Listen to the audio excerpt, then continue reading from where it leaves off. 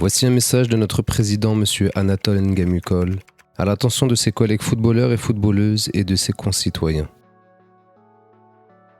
Chers collègues, chers camarades du football, je me permets de vous adresser cet écrit car à ce jour, nous constatons que notre sport et notre métier sont menacés dans leur valeur de dignité par des autorités incompétentes qui régissent notre activité.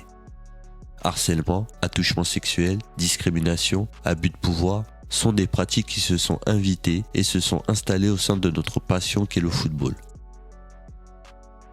Il y a maintenant 4 ans, j'ai décidé de transférer mes compétences sportives professionnelles d'attaquant, dont la vocation est de porter l'offensif qui mène à la victoire dans le domaine judiciaire afin de défendre notre droit à la dignité. L'efficacité de ma stratégie juridique a porté ses fruits aussi bien dans la juridiction pénale que civile. L'autorité de la chose jugée que porte ma victoire en justice aurait dû marquer le coup de sifflet final aux atteintes à la dignité humaine par une prise de conscience républicaine de nos autorités footballistiques. Malheureusement, la protection que nous accorde le service public à travers nos licences FFF a été bafouée. Nous faisons face à des dirigeants incapables d'être à la hauteur des responsabilités de sécurité qui leur incombent envers des enfants et des grands pratiquants de football amateur ou professionnel. Au vu de la gravité des informations pénalement répréhensibles relayées par nos médias nationaux, j'aurais espéré que le gouvernement, à travers le ministère des Sports, saisisse la justice répressive afin d'écarter, sanctionner, voire emprisonner toutes les personnes ayant contribué à porter atteinte à la dignité de nos enfants et des adultes exerçant au sein du football. Au lieu de cela, la ministre des Sports actuelle, Madame Oudéa Castéra, se détourne des moyens judiciaires qui lui sont conférés et engage une simple enquête administrative.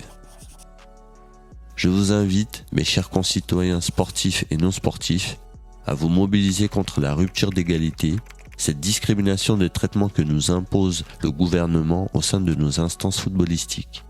Nous savons par ailleurs que le ministère des Sports se vante dans ses communications d'employer tous les moyens administratifs comme judiciaires pour protéger les sportifs des violences au sein de différentes fédérations, hormis la nôtre. Sans les pratiquants, le football n'aurait pas d'essence.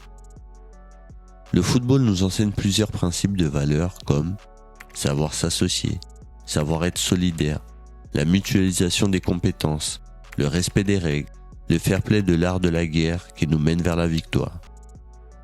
Chers concitoyens, il est temps de mettre en application ces valeurs sur le terrain politico-judiciaire pour conserver notre titre si durement acquis dans notre histoire commune, celui de la dignité humaine sous la coupe de l'égalité en droit. L'UNFP, porte-voix des revendications des joueurs de football professionnels, s'est associé à ce combat depuis le premier jour. En tant que syndicat, il s'engage à utiliser tous les moyens à sa disposition afin de renforcer notre mobilisation nationale pour un football et un monde sportif placé sous le signe de la dignité et de l'égalité des chances en droit comme en devoir.